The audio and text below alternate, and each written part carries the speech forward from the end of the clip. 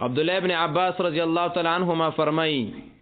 و محمد صلی الله علیه وسلم فرمایلی دی لعن رسول الله صلی الله علیه وسلم المتشبهین من الرجال بالنساء والمتشبهات من النساء بالرجال. زما خویندو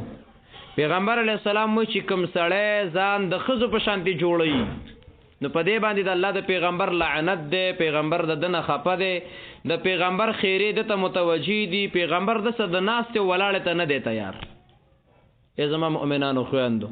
هغه سړی تباه دی چې کوم سړی ته نبی صلی الله علیه وسلم وفرمایي چې په تا د لعنتونه وي. الله دې موږ داسې سړی نه جوړوي.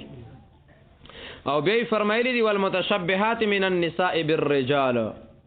هغه ښځې چې ځان د سړو په شانتي جوړوي،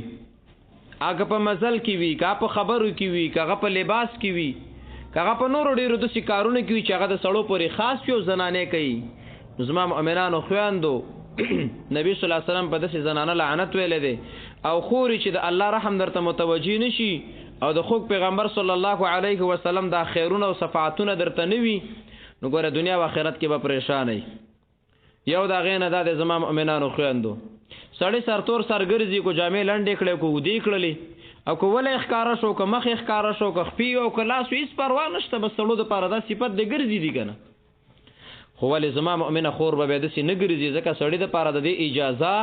او مؤمنې خور باندې د دې پابندي او بندیز دی چې مؤمنه خور به ډېره په حیا کې او په عزت کې او په پت کې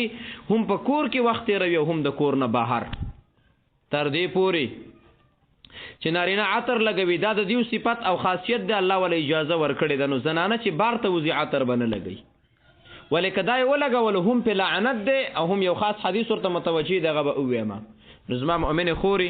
داسې کارونه چې د سړو پورې ځانګړی تعلق لري هغه مه کوه، د هغې نه اجتناب کوه. امر او د خبرې په منلو کې هم د سړو په شانتې کار به نه کوي.